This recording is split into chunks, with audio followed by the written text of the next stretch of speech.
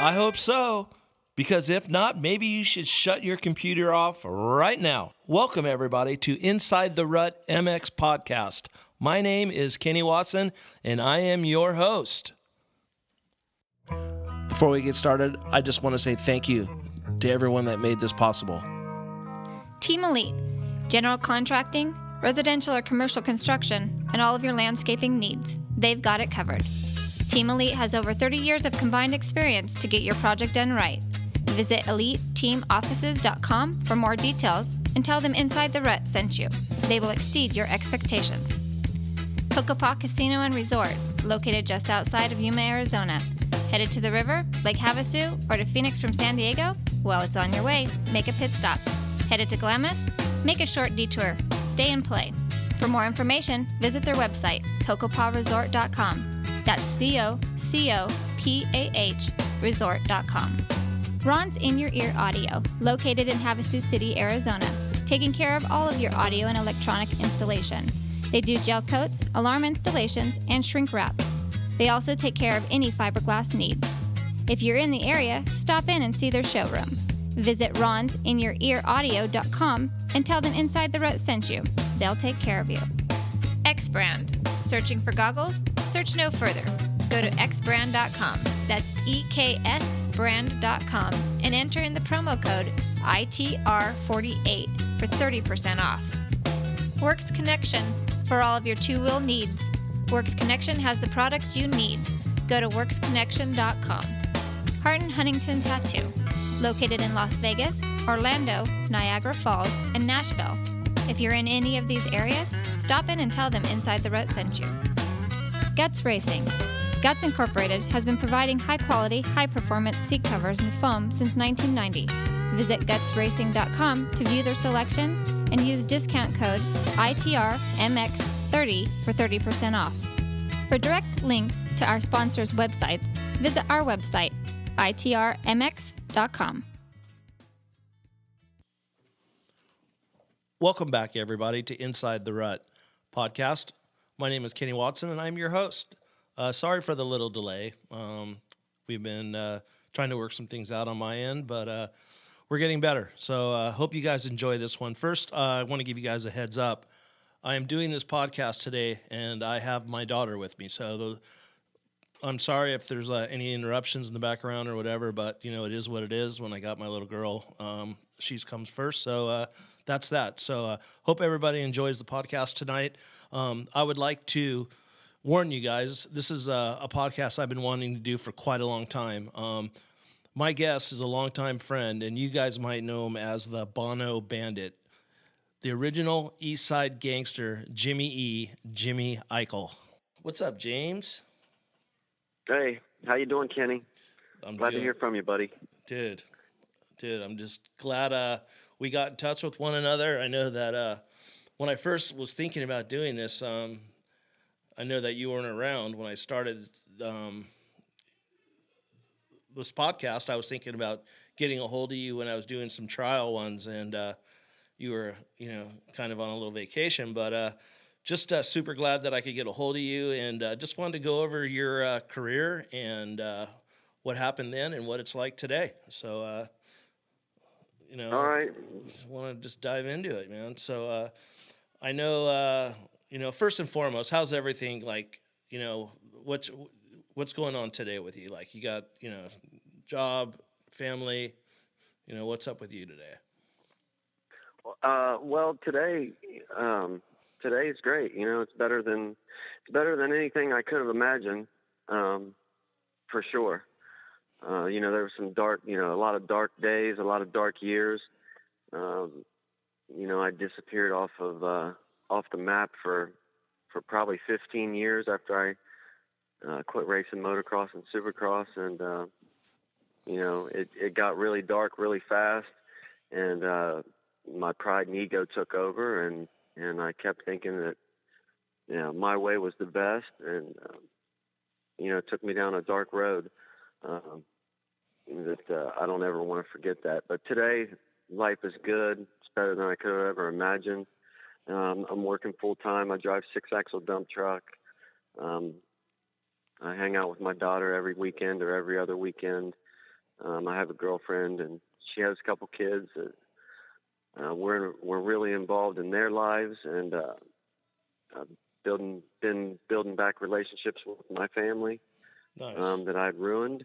And so things are going really good, Kenny, man. Let's stay real active, and Good. things are great. Right on. Well, speaking of family, I go pretty far back with you, and I was always around Big Tim and Judy. But farther back, I know that if a lot of people don't remember, James, he was one of those mini cycle guys that did the Loretta Lynn's, came through the ranks, turned pro in the '90s, and he was a journeyman for sure. He wasn't that guy that got the factory ride, but he was there week in and week out, outdoors or Supercross. You can go look on the archives. He has his his results that he should be proud of. So James, let's go back to the Loretta Lynn's days when you were riding mini bikes. When you were racing, who were some of your competition, or not really if you want to call them competition, but who were the guys that you were lining up against? And I think you were a top 5 guy at pretty much a regular top 5 at a lot of those nationals. Oh yeah, I mean for sure. I mean I started racing actually, Kenny. My first amateur national was in 1977 over in Dubuque, Iowa. Actually, no, it was 1979. That year it was in Iowa, and I was on a 50 Suzuki. That was back when the Suzuki 50s actually had gears, and I think Johnny Kish pretty much won everything that year in my class. And then they had an amateur national. I got 7th that year. And then they had one over in Pennsylvania, was 1980. And that's when Hank Marie and Brian and Ryan Smith were really good, and Bradshaw, and I mean just a slew of guys for real. And then 81, I think it was Ronnie Tishner and Kyle Lewis and Mouse McCoy and guys like that. And then 82, I was the very first year at Loretta Lynn's. I was on a 60 down there, and it was the usual characters: Hank Marie, Damon Bradshaw, Greg Bowen. I mean, if you was to go back on Loretta Lynn's archives, I mean, there's more guys than I could name, and I'd hate to leave anybody out, but when you look at it, it's pretty, it's pretty astonishing seeing all those guys and where they ended up going in their careers. But I raced the first, the very first one down there at Loretta Lynn's, 1982. I was in the 60 stock and 60 modified, and then I raced pretty much every year all the way up until I turned pro in 1990. I raced at Loretta Lynn's. I think I missed it 2 years there. I crashed. Had some bike problems in like 83 and 84, but when I moved up, like in the B class, intermediate class, it was like I think Chad Peterson dominated me one year down there. In the 250B, I got third, and he won every moto. And I think it was Todd Neal from Georgia was up in there. And then, when I moved into the A class, like they called it the A modified back then, it was 89 and 90. Shoot. I hate to cut you off, but did you have any support from a manufacturer back then? Because I know that they were heavily involved in the amateur racing. Yamaha and Team Green. I know Honda dabbled in it. Did you get any kind of support, or was it just through a shop and your parents? Well, actually, I did. I started getting help from Yamaha in like 1988 when I was in the 250Bs. They helped me a little bit in 87, not too much. 88, they started, helping me more and more. And then like 89 and 90, I was running out of, it was called the Yamaha Pro Support Program, but I was getting it from DGY Yamaha. So I was getting a couple bikes and some parts and stuff like that. And I wasn't getting like what Phil Lawrence was getting from Yamaha and those guys. And and like McGrath and Ryan Hughes, where they were riding for Team Green. And Doug Henry was like, he had the kind of the same ride I had through Yamaha. Ed Longacre. We used to, the family got along with Ed really well, and we'd chop it up with Ed, and we'd go to Loretta Lynn's, and my mom would make him food and stuff and take it down to the Yamaha tent all the time. And it was a good relationship. I just didn't quite have the results, that to land a big deal ride. But I was always running in the top 10 down there at Loretta Lynn's. But when you're in there with Lamson and Doug Henry and McGrath and Ryan Hughes and Talon Volan, Emig was in there. I think 89. Emig was in my class and won it. It's something that I look back on and I'm real proud. But it's also, I look back at those results and it's hard to even picture myself doing it. At this time, being retired from racing, or not, really retired, but gave up racing Supercross and motocross, almost 20 years ago. It's Jeez. hard to even imagine. It's hard to even imagine that I was able to actually ride like that. But, it's something that I can, always look back on and have very fond memories of, Yeah, that was before I even really got to know you. And I got to know you probably halfway through your pro career. And you were always that, the privateer guy. You always had super clean bikes. You rode Hondas pretty much majority of the time when I saw you. They ran good. And the first time I really got to notice you was at Indianapolis. I think you won a heat race.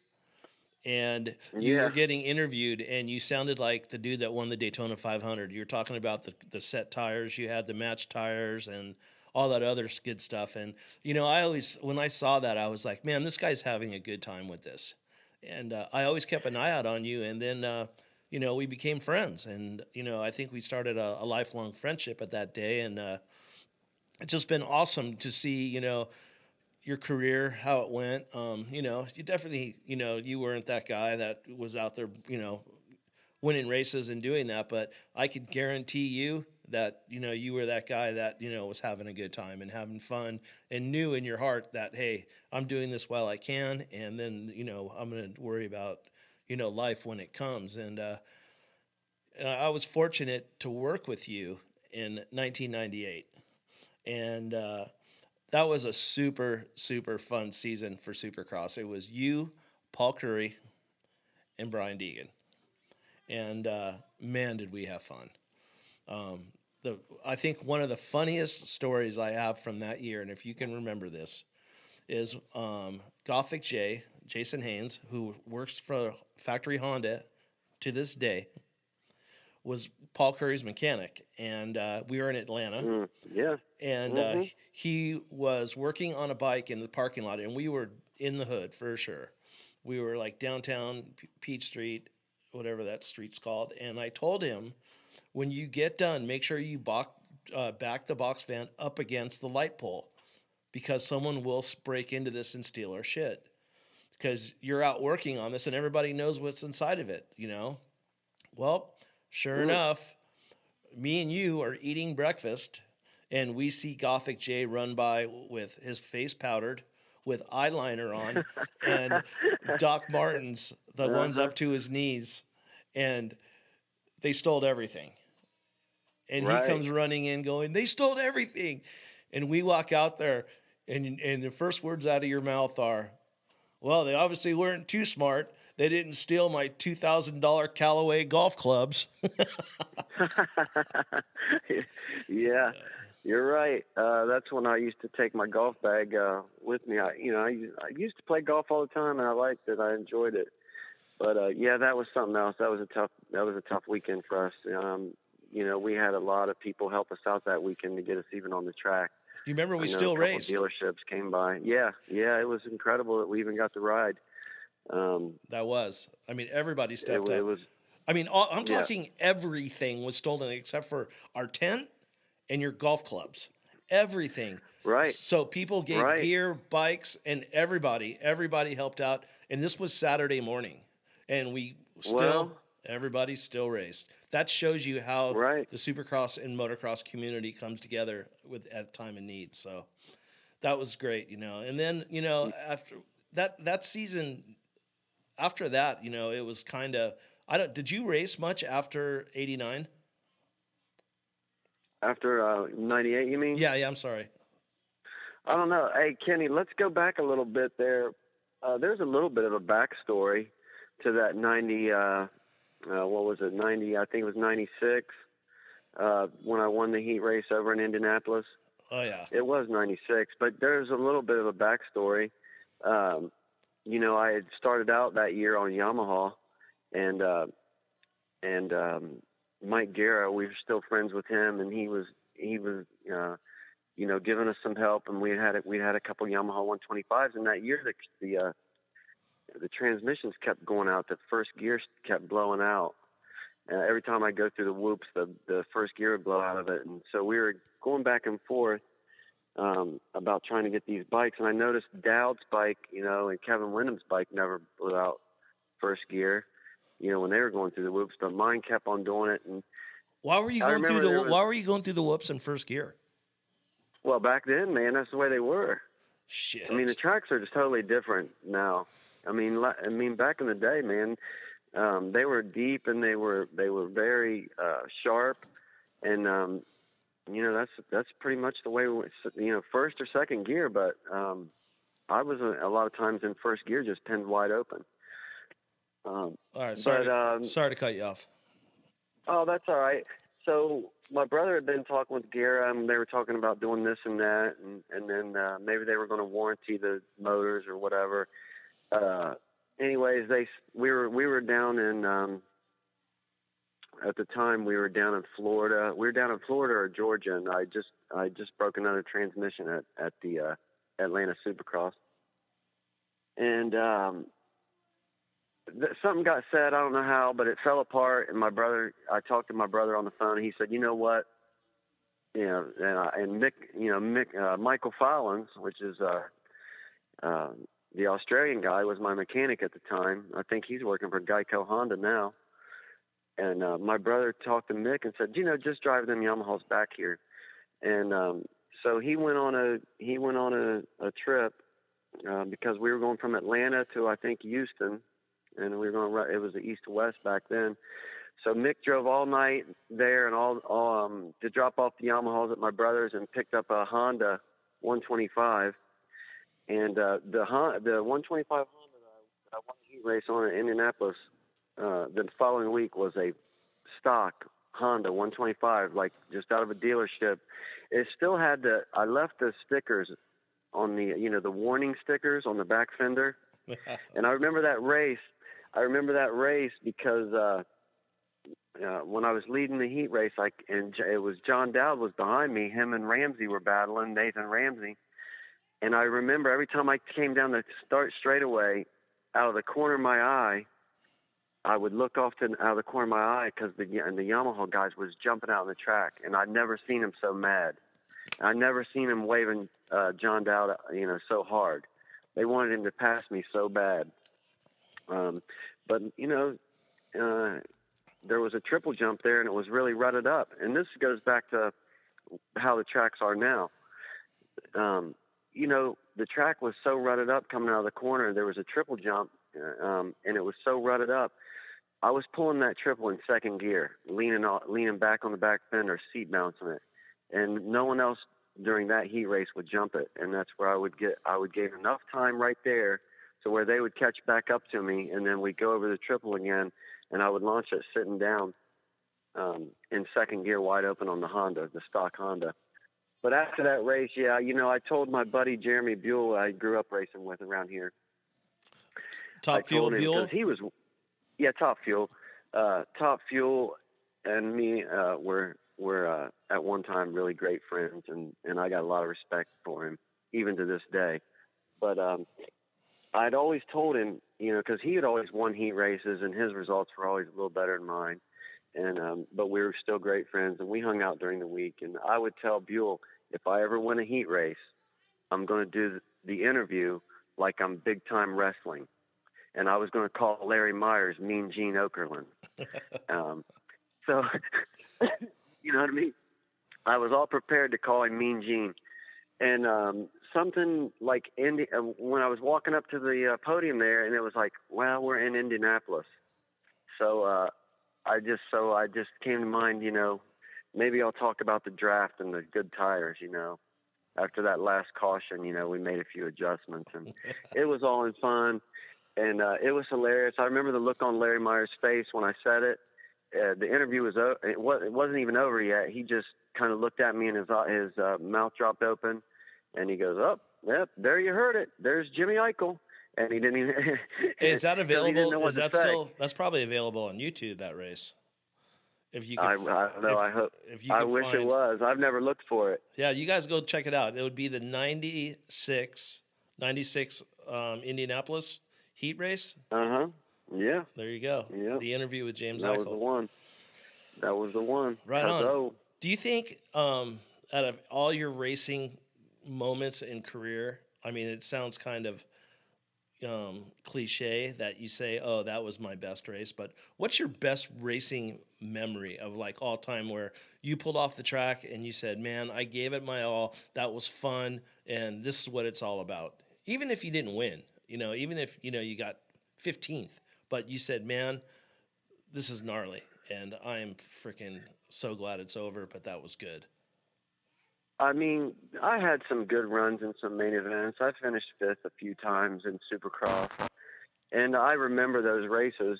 I remember them well, and I've had some good outdoor races. I pulled the whole shot one year at Kenworthy's, my very first pro national ever outdoor. I pulled the whole shot. It's Kenworthy's, Ohio, Troy, Ohio. I remember leading John Michelle Bale and Cooper for about a half a lap, and I ended up crashing. But really, Kenny, realistically, when I reflect on it, that race at Indianapolis, that heat race, it was only a heat race. That is one of my greatest memories, just because of the backstory. It was a stock bike. It was a stock Honda. I mean, even Jeff DeMint's dad posted something about that, on my Facebook page less than a year ago when he heard I was sober, and he hit me up on Facebook and told me he was proud of me and said one of his memories was when I showed up on the stock Honda. That's Jeff DeMint's dad, that means something to me. And, but it was the way the other riders, cause it's 125 East Coast, but all the 250 guys are there. Yeah. And I remember pushing my bike back to the pits, man, and McGrath and Emig and Phil Lawrence and Doug Henry, and maybe not Ryan Hughes. I don't think he liked me very well back then. But yeah, I don't think he liked anybody. Right, maybe not him, but just all those guys, man. All those guys that I've been racing with pretty much my whole life, and I never really made it. I never really lived up to the expectations that I always put on myself, or maybe that other people had for me. But when they were high-fiving me and enjoying it with me, that today, looking back, that means something to me, man. Yeah, you know what? It's a lot different nowadays, dude. Like the camaraderie that the riders have it's not even close to what it was back then. Like you said, you grew up racing all these guys. So they seen, what you had to go through, and they were down on the floor because they were coming up next, for their heat race, and they seen what's going on, and they can appreciate that. And a lot of people don't understand, like that shit doesn't go on nowadays. Like, these guys don't give anybody props. They don't. It's like they're so stuck in a box, and they don't realize, like, okay, I understand it's your job, I understand it's business, but at the end of the day, you do it because you love it. And you do it because, it's what we do as being in this industry. And, do you think things could have been different if you went back and said, you know what, I want to change my career as a racer? Do you think in your heart that you trained and lived the life as a professional supercross and motocross rider throughout your career? Well, I don't know. I don't know really. I know that I didn't put forth the effort that it took. I know it was, my results were a direct result of how much effort I put in. And during certain times, I could put in a lot of effort. I'd put some 3 or 4 weeks together where I'd, really practice a lot during the week. And then there was other weeks where I wouldn't get on the bike. Um, I think that being in a place where I'm at right now, I think that the mechanics that I had, the relationships that I built through driving coast to coast, man, New York to LA, back to Florida to Texas to Minnesota, back to Georgia, back to Ohio, the relationships I built with my mechanics that were on the road with me, and a lot of them have gone, pretty far in the sport, and just reflecting on it today, I think that everything I've ever been through in my life, good or bad, kind of set me up to where I'm at today. And I don't want to ever look back and say, well, what could have been or should have been. I think everything always winds up just the way it's supposed to. Yeah, I'm a firm believer of that too. A lot of people might not know this, but you have a really good relationship with another guy in this industry that's from Ohio, and a lot of people probably doesn't even know is Dean Baker. Can you go back on the story with Dean? I know he worked for Bueller for a while. So Oh yeah. Oh man, I love Dean. I love Dean. Dean's from Florida, so he's from Pompano Beach, Florida.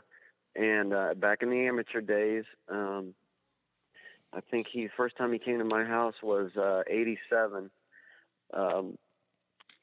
We had a mutual friend, and this mutual friend was helping me out with a trailer and a way to the races, and extra parts.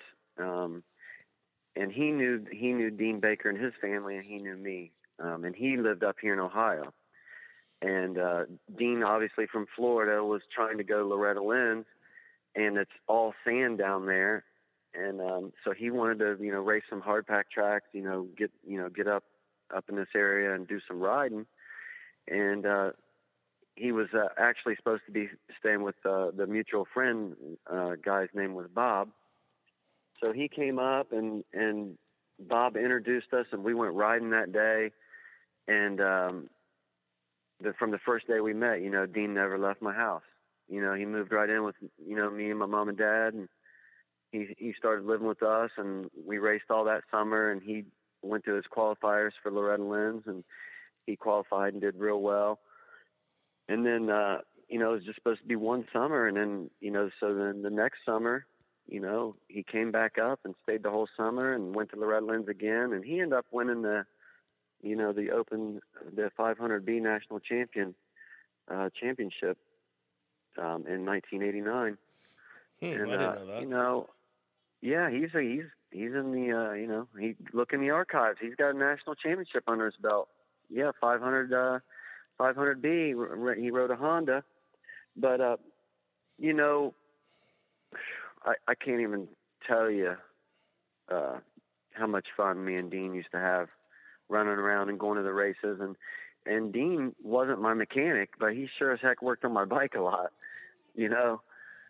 He'd work on his bike and strip his bike down to the frame almost every week or every other week. And then without me even asking him, he'd be working on my stuff, trying to keep it going. What was the what was the nickname you gave him? I love it. Oh, Dean Baker, the horsepower maker. That's it. Which one? That's it. I know. I got a few. I got a few for him, but we won't play them on the air. Yeah, let's just keep it at that. It's just that's the good thing about James Eickel. He's always has a nickname for somebody. But so what? Yeah, I'll give someone a nickname quickly. Yeah, you will, and it'll stick. So, what was your last year as a professional racing? Well, it was 98 with you guys, pretty much. And, it didn't go well, but, I didn't, honestly, I didn't put in the work. I fought the bike a lot, but that's an excuse, man. I can ride any bike. I blame the bike a lot, but that's an excuse. I mean, we had some bad luck. We got our bike stolen, but that's an excuse.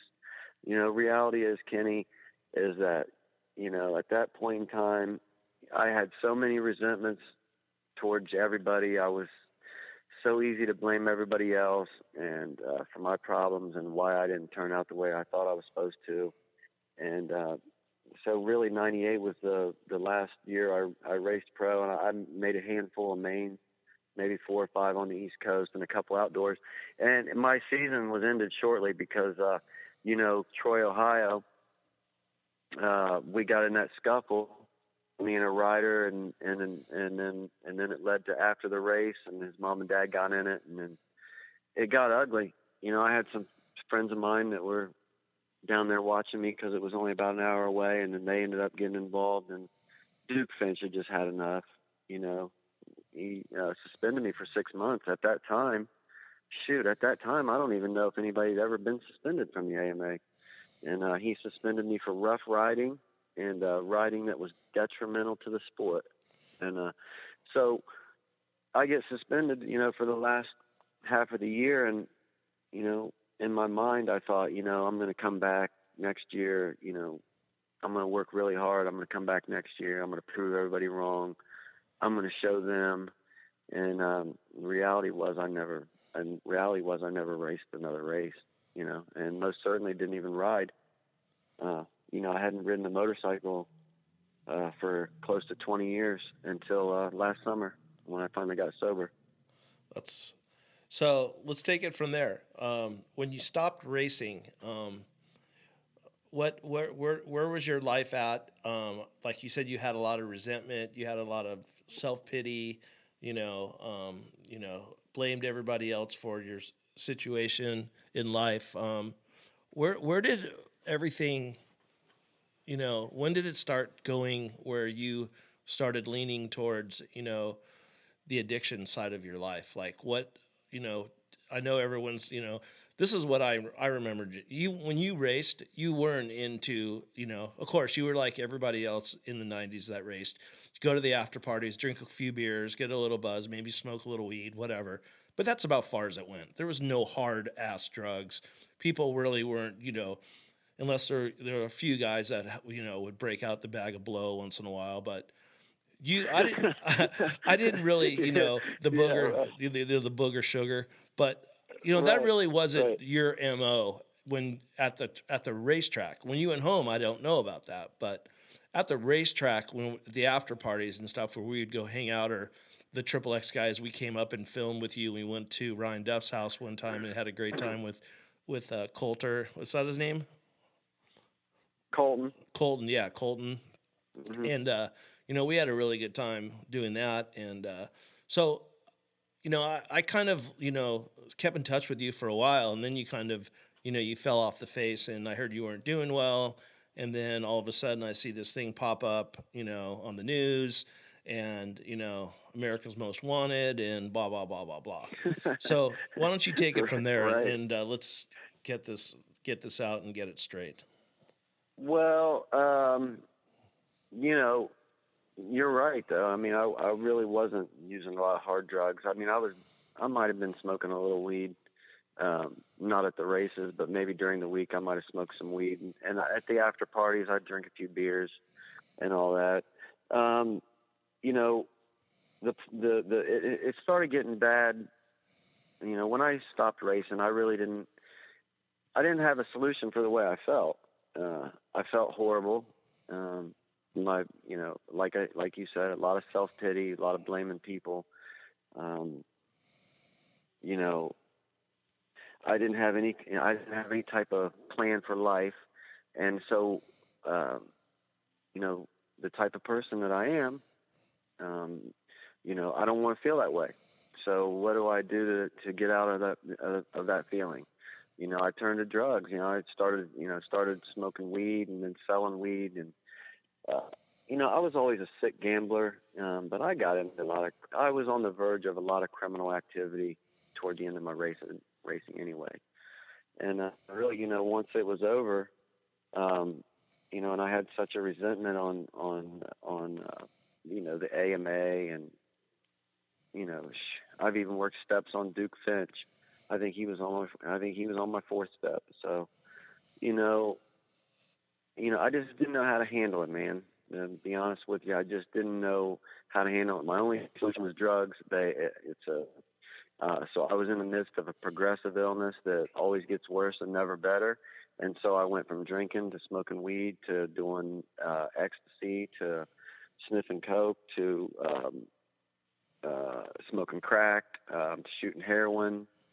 The gamut. Xanax, Klonopin. A lot of people, don't like it when I say exactly what I was doing, but I have to, when I'm telling my story and what I've been through, I like people to know exactly. I don't want to leave you guessing. I done it all, and then some. But not anymore. I've found a new solution that works for me. That every time that I get upset or every time that I go into or something bad happens to me, that I don't have to use drugs over it anymore. It's a solution that I can become aware of how I'm feeling, and that I have tools to work on it. When I'm feeling a certain way, when my pride's getting in the way, when my ego's getting in the way, when my selfishness is getting in the way, when my decision making is getting in the way of my happiness, I can work on it. Where before I used to just grab a needle. And that's just honestly where it went, man, the needle. When it was that bad, and so the whole time I'm in active addiction, I'm obviously How long? committing crimes. How long were you using the needle for? I was using the needle probably the last 5 years. But before that, I was smoking the heroin and obviously smoking crack for about the last 10 years before I got sober. And then obviously I was smoking weed and drinking and taking ecstasy and those type of things directly, the same summer that I got suspended from the AMA. I just took off. But I'm catching charges too, Kenny. It's not just, addiction. There's a lot of consequences to what I'm doing. I'm catching all kinds of felony convictions. I'm racking up all kind of years, and it's like that never was a bottom for me. The only thing going to jail taught me was that I could do it. And that's for an alcoholic, and an addict like me. That's not a good thing. When you're no longer afraid of jail, it's like, well, it's going to be whatever. And I just ran wild, I was lived in the shadows underground. Did you ever? And then, but it got. Did you ever OD? It got real petty. No, I didn't. Luckily, I don't know how. I tell people all the time, I did enough of that, to kill an elephant. But this, there's been a different point for me. It took me a long, long time to see the other plan. More is always revealed, but my eyes have finally been opened to where I've found a new purpose. I've found an actual purpose in life, rather than what I was doing before. Dude, when I look back and I see how far down the scale I've fallen, it's like, within 10 years, I went from racing in front of 60 or 70,000 people to walking in a bank and robbing them. And that's a stretch that no one could have ever pictured. Not even my family. They knew I was a little off. They knew I was a little, was a little nuts. Like, my attitude and the way I carried myself and conducted myself. They knew that, anything was possible. But nobody could predict that I would go into a bank like that. And all I can tell you is that all that needed to happen to get me where I'm at now. But even with the bank, I still never got sober after the bank. You know, it still took me 5 more years to get sober after robbing the bank. You know, that's the sickness of this disease, man, and opiates in general, is that, you know, consequences, you know, don't mean a whole lot. Yeah. You know, I was counting the days. Let me ask you a question. And, you Uh-huh. know, when did it get to the point where you said to yourself, you know what, I'm going to go rob a bank? Well, I mean, you know, when you got that feeling, you know, you're dope sick, you know, and you've been dope sick, you know, for a day or so, and resentment too. I mean, this all goes back to my resentments against other people. You know, how my expectations that I put on other people affects the way I, you know, live my life. So, at the time, me and my brother had a successful dump trucking company, you know, and he had found out that I was using drugs and I was stealing from the company. You know, he's living, you know, a really good life over in Grove City, and I can't keep my cable on. I can't pay the electric bill. I can't feed my daughter. You know, so, when it starts to, you know, it looks good on paper for a number of years, and when you got the kind of connections that I did, it takes a long time for your life to unravel. You know, and when it started to become glaring that I was, you know, using heroin, he just said, you know, I'm not giving you any more money, you know, from the business or nothing. So me being a, you know, good alcoholic like I am, well, I'll show you, you know, I'll get you, I'll hurt you, you know, I'll hurt me. So, you know, to hurt you. And it's a classic situation. I talked to him the morning I robbed the bank, you know, and I told him, you know, I was going to do it. And he said, Jimmy, if you're that stupid, go do it. Hey man, when I got a needle in my arm and in my neck and everywhere else, and I'm putting, putting needles in my body, I'm that stupid. You know, that's just the bottom line. How much money did you get out of that the reality of it. when you robbed the bank? How much did they give you when you walked out of there? I think I had about $5,700, and you know, I think I bought the guy that drove me, I bought him a muffler. His car was kind of loud, so I didn't really want to be riding around in that anyway. We went straight to the muffler shop. Oh, you know what I mean? Oh, man. That's crazy. You know Mm-hmm. what? I gotta, you know, speaking about the whole opiate addiction problem, that it's, you know, it's an epidemic for sure. I talk about it a lot, and I talked to a friend of mine. His name's Kevin Cobb. He started this thing called Sick Recovery Racing. It's kind of a treatment center for, you know, drug addicts, and he uses motorcycles and riding for recovery. And I talked to him quite a bit about it, and he's using, you know, he explained to me why a lot of people in extreme sports, just not supercross and motocross, that turn to the opiate, if it's heroin or pills or whatever you want to say, anything opiate-based drug, is because it has that endorphin high in your brain, and it gives you that rush. And the only rush that a extreme athlete gets is when they were doing their sport. If it's supercross, motocross, you know, skydiving, whatever it is, snowboarding.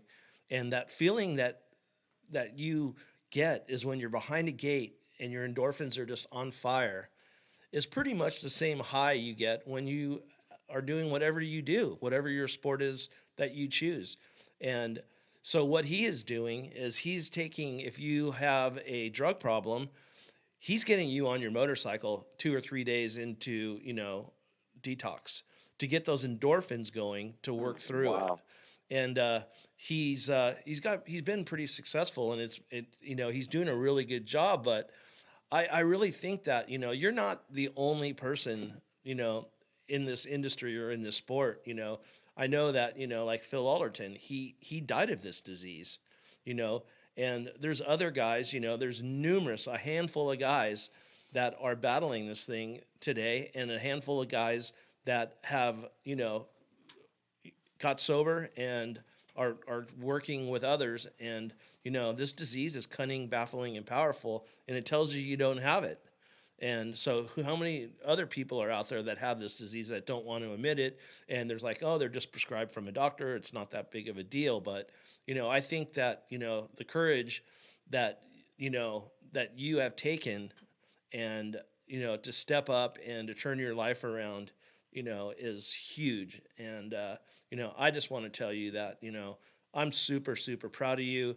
I know that, you had to go, everyone thinks if you get clean and you get sober, every day's great. Every day's not great. We still have, we have to walk through a lot of pain in sobriety. But like you said, we have tools now that we can use. And, I know that you lost, family members and stuff like that in your life. And, it's hard.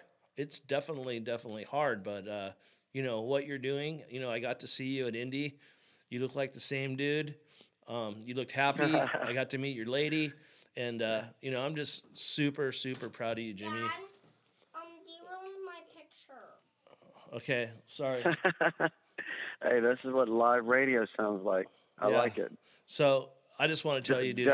Don't ever edit that out, Kenny. Was that your daughter?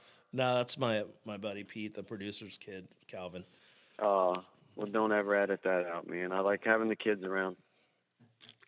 Man, it's a change for all of us to have kids and all that stuff, and it's just cool. But I just want to thank you for taking part of your day and telling your story a little bit. And do you want to give a shout out to anyone that's Well, I gave you a little touch on what's going on, But if anybody's out there who's struggling, or even knows somebody who's struggling, or somebody that knows somebody who's struggling, it can go down the level.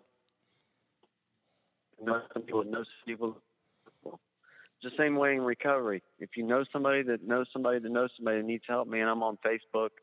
Look me up on Facebook. Send me a direct message or an instant message, and I'll respond to you. And I'll try to get you hooked up with the nearest place where you can get to a meeting and try to, start your life over, because you can't do it alone. Self-will and self-knowledge has never worked for anybody. There's been a lot of proof of that. But, I really like to thank, there's been people that's always been behind me, man, that's always loved me, even when I was, out there on the streets, like Randy Richardson from down in South Carolina. I used to go down there and practice at his house in the wintertime. And are we talking about the fastest man in Piedmont?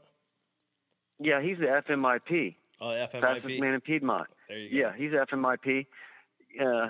Yeah, man. And, he opened his house up and would let us ride down there. And then he would let me bring, other guys. And, pretty soon we had slews of guys down there riding. And I've kept in touch with Randy and since I've been sober. Well, Randy's the guy that when I'm on the street, I don't call nobody. Yeah, Randy's the guy that hooked me back up with you because I was, I seen your brother last year at Mount Morris, and and then he told me, you were doing good, and then I seen Randy, and I just said, "What's up? Where's James? He's doing good. I want to talk to him." And that's when he put us in contact. And I remember going to Randy's house right behind his dad's machine shop, right? Yeah. A good little track there. You took me there, matter of fact. I went there with you and Mick. Right. And I was working for Chic then. Yep, exactly. So, Randy's been close with me for a lot of years, He's been my friend for, 25 or 26 years probably, that me and him's been friends. And we've really been in touch, a lot here over the past probably year. And, I've only been sober 22 months, 23 months on the 3rd of next month. But, for about the last year, me and Randy have kept in close contact, and he's a good inspiration to me too. And So I'd like to thank Randy, and then I just all my friends, man, all my friends that I know are still out there for me. Like I was talking about Mick, I probably owe him an amends. I haven't seen him yet. I haven't talked to him on the phone yet, but when God sees fit, me and Mick will wind up together somewhere. I'll run into him somewhere. I'll be able to make an amends to him. I owe him an amends, and a few other people that are out there in the racing industry. And like I said, when God sees fit, I'll definitely do what I can to clear up my side of the street. Yeah, I can't speak for all those dudes, but I'll tell you one thing. When they know that you're doing good, and if they hear this, or if I see them and tell them that you're doing good, that's all they need to know, man. Because, we were all worried about you, buddy. Yeah. It's, like I said, I'm on Facebook. Who friended me about 2 weeks or 3 weeks ago? It was Tracy McGrath, Jeremy's sister.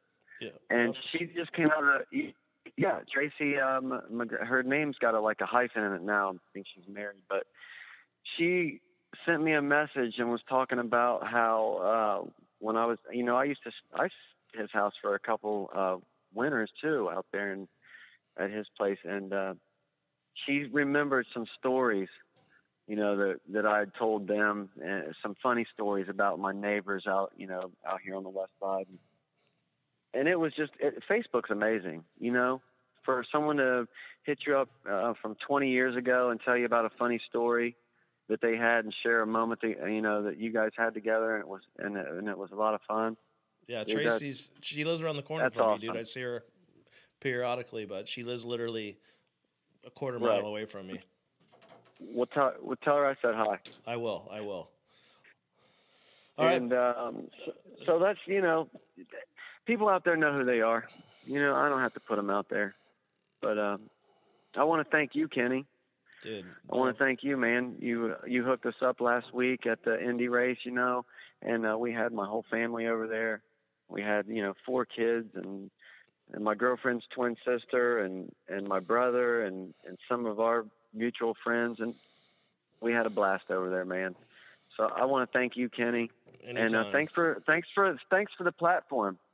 Dude, anytime, James. Anytime. This is a great platform, and I like hearing what you're doing. I've listened to a few of your other podcasts with guys, and I think this is something that, if it just helps one person, you did your job. Yeah, well, thanks a lot, Kenny. Dude, I love you, buddy, and let's keep the message going, man. Love you, brother. Love you too, Kenny. Be safe, man. All right, later, James. Later. There you go, everyone. Hope you guys enjoyed that. Jimmy E. from the west side, not the east side of Columbus, Ohio. I think that, this guy has come a long ways. Like he said, he's had a lot of demons in his life, and he's turned his life around. If you're fighting any disease, no matter what it is, depression, alcoholism, drug addiction, don't be afraid to reach out. You don't have to go all the way down. There's so many people out in this world that have these problems, and there's a better way. This isn't a recovery podcast, but I want to make sure that the message gets out there. So, like Jimmy said, reach out to him, reach out to me. There's always help out there. But first and foremost, I want to say thank you guys for listening, and talk to you soon. Last but not least, I would like to thank all the people that make this happen for us. Thank you very much. I would like to thank Team Elite, Cocopa Casino and Resort, Ron's In Your Ear Audio, X Brand, Words Connection, Hart and Huntington Tattoo, Guts Racing, and last but not least, you, the people. Thank you very much for listening. Keep on keeping on. Talk to you soon.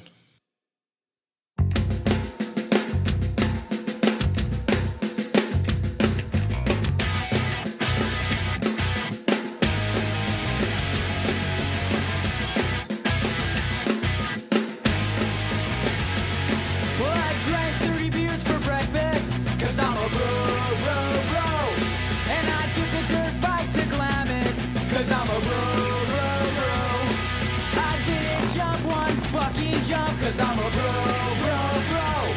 I just talked about the river. Cause I'm a bro. And crush these demons of dirt. Cause I'm a bro.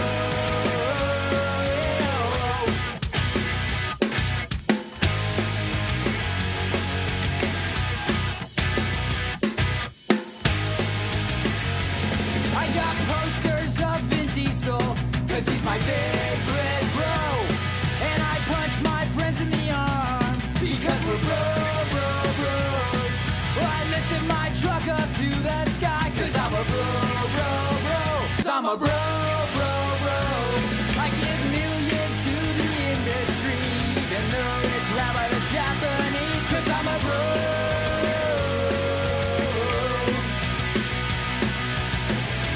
Flame tattoos, revving my dirt bike. I talk shit all the time. If your truck is smaller than mine, 'cause I'm a bro.